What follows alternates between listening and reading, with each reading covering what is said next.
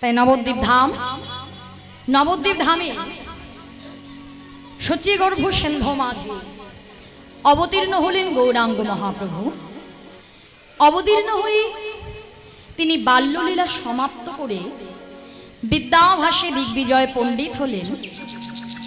দিগ্বিজয় পণ্ডিত হবার পর তার পিতা জগন্নাথ মিশ্রের দেহোত্তর হয়, অর্থাৎ তিনি মারা যান। গৌরাঙ্গ মহাপ্রভু তিনি নিজে গয়া ধামে গিয়ে বিষ্ণুর পাদ পদ্মে পিতার নামে পিণ্ড নিবেদন করে পুনরায় নবদ্বীপ ধামে ফিরে এলেন কলিজীবের শ্রেষ্ঠ সম্পদ সুধা মাখা হরি নাম নিয়ে। তাই মহাপ্রভু বেশিরভাগ সময় মাগো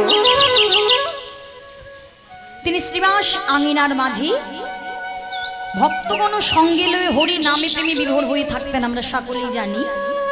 তাই আজও মহাপ্রভু শ্রীবাস আঙিনার মাঝে ভক্তগণ সঙ্গে লয়ে দুটো বাহু তুলে হরি গুণগান গাইছে। আর যখন মহাপ্রভু হরি গুণগান গাইছে, এদিকে হরি গুণগান গাইতে গাইতে গাইতে গাইতে গৌরাঙ্গ মহাপ্রভু শ্রীবাস পণ্ডিতকে ডেকে ডেকে বললেন, শ্রীবাস, ও শ্রীবাস, শোনো শ্রীবাস, আচ্ছা আজকে আমি তোমার ঘরে হরিনাম করছি ঠিকই, কিন্তু নাম করতে করতে আমার যেন মনটা এখানে নেই। কেন দয়াময়? নাম করতে করতে আমার চোখের সামনে বারবার ব্রজের স্মৃতিগুলো ভেসে আসছে, অর্থাৎ ব্রজের কথা আমার বড়ই মনে পড়ছে। কেননা গৌরাঙ্গ মহাপ্রভু ব্রজে কে ছিল মা? কে ছিল? সে কি কথা? ব্রজে গৌরাঙ্গ মহাপ্রভু কে ছিলেন? রাধাকৃষ্ণ মিলিত তনু গৌরাঙ্গ মহাপ্রভু। আর গৌরহরি কে? ব্রজের ছিলেন কানাই না কৃষ্ণ তো, হরি বল। তাই গৌরাঙ্গ মহাপ্রভু বলছে, শ্রীবাস, ব্রজের কথা আমার বড় মনে পড়ছে। আচ্ছা তোমরা তোমরা আমাকে একটা কথা বলবে শ্রীবাস? বলো দয়াময়, তুমি কি কথা শুনতে চাইছো একটু বলো। আচ্ছা শ্রীবাস, তোমরা তো আমাকে সকলেই বলো। কি বলি প্রভু? ওগো আমি নাকি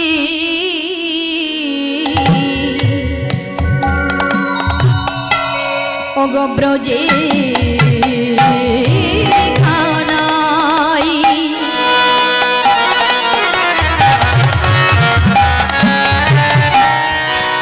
ওগো বলো শ্রীবাস, বলো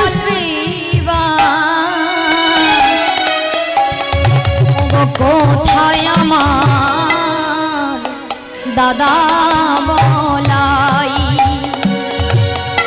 বলি আমি নাকি ব্রজে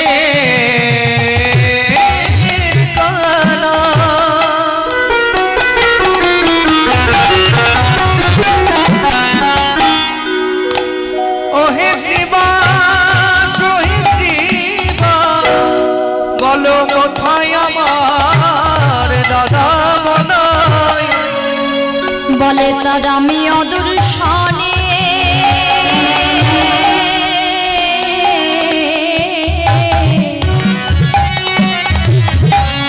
ওগো আমি প্রাণে মরি গো, অদর্শনে আমি প্রাণে মরি। বলো বলো শ্রীবাস তরা করি, বলো বলো শ্রীবাস তরা করি, বলো বলো শ্রীবাস তরা করি, বলো বলো শ্রীবাস তরা করি। বলে কোথায় আমার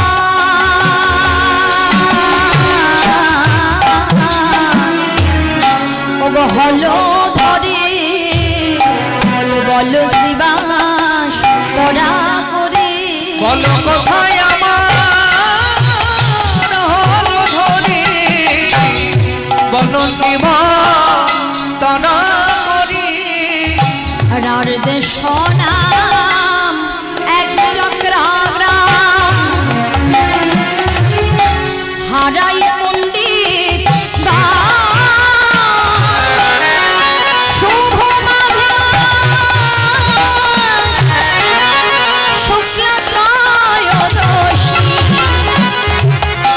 জনম নীলা হলো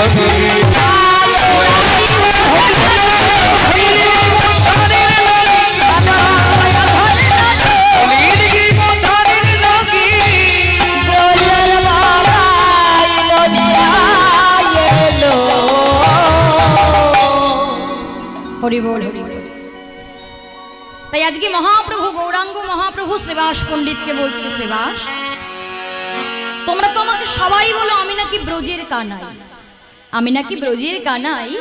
আচ্ছা আমি যদি ব্রজের কানাই হই তাহলে কোথায় আমার দাদা বলা? আজকে ব্রজে যারা যারা ছিল আমি তোমাদের সবাইকে পেয়েছি, সবাইকে দেখতে পাচ্ছি, কিন্তু আমার দাদা বলরাম সে কোথায়? তাই আজকে গৌরাঙ্গ মহাপ্রভু দাদার প্রেমে পাগল হয়ে বিভোর হয়ে বসে আছে। আর এবার আমরা দেখব যে কৃষ্ণের দাদা বলরাম এই নদিয়ায় কোথায় কিভাবে এলেন। শাস্ত্র বলছে রাঢ় দেশ নাম এক চক্রা গ্রাম, হারাই পণ্ডিতগণ, শুভ মাঘ মাস শুক্লা ত্রয়োদশী, জনম নীলা হলধর। অর্থাৎ বীরভূম জেলায় রাঢ় দেশের এক চক্রা গ্রামে পিতার নাম হারাই পণ্ডিত আর মাতার নাম পদ্মাবতী, তাদের ঘরে নিতাই চাঁদ প্রভু তিনি জন্ম নিলেন কোন দিন না শুক্লা ত্রয়োদশীতে। সেটা কোন দিন না ভীম একাদশী। ভীম একাদশীর পরের দিন হয় দ্বাদশী, আর দ্বাদশীর পরের দিন হচ্ছে নিত্যানন্দ ত্রয়োদশী। সেই নিত্যানন্দ ত্রয়োদশীতে নিতাই চাঁদের আবির্ভাব তিথি, আবির্ভাব তিথি তিনি অবতীর্ণ হলেন। এবার পিতামাতার সন্তান ঘরে এলে কত আনন্দ হয়, তাই না মা? তাই মহাপ্রভু নিত্যানন্দ প্রভু জন্মগ্রহণ করলেন। তাই মাতা পিতা সাধ করে নাম রাখলেন কুবের। তাই এবার কুবের যত ধীরে ধীরে বড় হয় তার ভাব ভঙ্গিটা হয় অন্যরকম। কেননা এই ছোট্ট কুবের যে মাতা পিতার কোল আলো করে এসেছে, আর অন্যান্য আর পাঁচটা বাচ্চাদের মতো কুবের কিন্তু খেলা করে না। তা এখনকার দিনে আমাদের বাড়িতে যাদের যাদের ছোট বাচ্চা আছে মা, তারা এখনকার দিনে কি খেলা করে? এই কি খেলা করিস? মোবাইল নিয়ে খেলা করিস তো? হ্যাঁ মোবাইল খেলা। কেননা এখনকার দিনের বাচ্চারা ফোন ছাড়া কিছুই জানে না, তাই না? ফোন ছাড়া খেতে পারে না, ফোন ছাড়া ঘুমোতে পারে না, ফোনেই হচ্ছে একমাত্র খেলা। কিন্তু তখনকার দিনে তো এমন ছিল না। হ্যাঁ ওই তো ফোন দেখে খেলা খাওয়া ছাড়া কিছুই জানে না, ফোন ছাড়া কিছুই করানো যাবে না। কিন্তু আগেকার দিনে তো এমন ছিল না। আগেকার দিনে যারা যারা মায়েরা বাবারা আছেন কত ধরনের খেলা করেছেন, তাই না? বাবাদের অন্যরকম খেলা, মায়েদের অন্যরকম খেলা। তাই এবার কুবের কিন্তু তখনকার দিনে হয়ে কুবের কিন্তু খেলা করতে চাইতো না, মানে অন্যান্য আর পাঁচটা বাচ্চাদের মতো খেলা করতো না। তার সমবয়সী কজন বন্ধু বান্ধবকে নিয়ে বনে গিয়ে কোনোদিন খেলতো রামলীলা, আর কোনোদিন খেলতো কৃষ্ণলীলা। তাই নিতাই চাঁদ অর্থাৎ যার নাম কুবের, সেই কুবেরের তখন হলো 12 বৎসর বয়স। 12 বৎসর বয়সে কুবের একদিন মায়ের কাছে, পদ্মাবতীর কাছে এসে বলছে, ও মা, মা গো তুমি আমায় একটু সাজিয়ে দেবে মা? তুমি আমায় একটু সাজিয়ে দাও। কালকে বনে গিয়ে খেলেছি কৃষ্ণলীলা, আর আজকে খেলবো রামলীলা। তাই সন্তানের কথা মতো মা আমার ছোট্ট কুবেরকে সুন্দর করে সাজিয়ে দিলেন। মায়ের চরণে প্রণাম করে মাকে বলছে, মা তুমি যেন আমার জন্য চিন্তা করবে না, একদম আমার খেলা শেষ হলে আমি ঘরে ফিরে আসব। এই বলি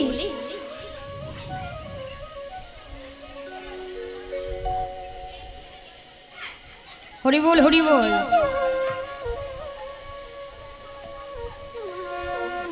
সমবয়সী কজন বন্ধু বান্ধবকে নিয়ে বলছে, আই ভাই এদিকে আয়, শোন শোন, তোকে প্রত্যেকদিন এত ডাকতে হয় কেন? প্রত্যেকদিন খেলা করিস, তোর কি মনে থাকে না? শোন শোন, কালকে কি খেলা খেলেছিলাম বলতো? ও তোর মনে আছে? আচ্ছা বেশ, কাল খেলেছি কৃষ্ণলীলা, তাই তো? আজকে কি খেলবো? রামলীলা। তা বলছে, আচ্ছা ভাই রামলীলা করবি তা সাজতে হবে তাই না? আচ্ছা তুই কি সাজবি বল? হনুমান সাজবি তো? আচ্ছা তাহলে তুই হবি হনুমান। তুই হবি হনুমান, কেমন? আর তুই হবি জাম্বুবান, ঠিক আছে? আর তুই হবি রাম, আর তুই হবি সুগ্রীব, কেমন? এবার সখারা বলছে, আচ্ছা ভাই সবাইকে তুই সাজালি, আচ্ছা তুই কি সাজবি? তুই কি সাজবি বল?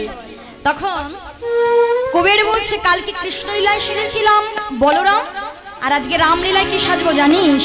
শোন শোন, আমি লক্ষণ সাজিব, লক্ষণ সাজিব, লক্ষণ সাজিব, লক্ষণ সাজিব, তুই হনুমান তুই জাম্বুবান, লক্ষণ সাজিব, বলি তুই হনুমান তুই জাম্বুবান, আমি লক্ষণ সাজিব, তুই হনুমান তুই জাম্বুবান, লক্ষণ সাজিব, তুই হনুমান তুই জাম্বুবান, লক্ষণ সাজিব। বুঝতে পেরেছিস কে কি সাজবো? এবার নে, যেহেতু রামলীলা হচ্ছে, রাম গুণগান গাইতে হবে তাই না? তাই আজকে সেই কুবের আমার সেই রামলীলা করতে করতে আজকে রাম গুণগান গাইছে। তাই চলুন ভক্তরা, আমরাও ছোট্ট কুবেরের সঙ্গে আমরাও রাম গুণগান গাইব।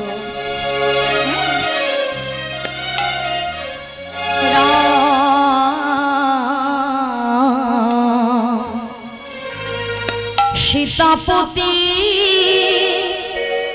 সুন্দররা,